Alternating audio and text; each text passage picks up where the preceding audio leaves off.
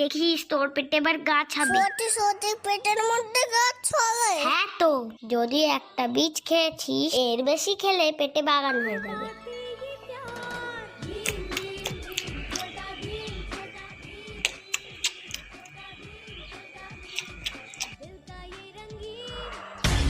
তুই আমার থেকে তরমুজ নিলি কেন? কত কতগুলো রয়েছে, আমি তো শুধু একটা নিয়েছি। ওরকম করিস কেন রে? না যে তুই আমার তরমুজ, না হলে আমাকে বলবো দেখবি। না আমি দেবো না, তুই যাকে খুশি ডাক। তুই দিবি না তো দেখাচ্ছি মজা।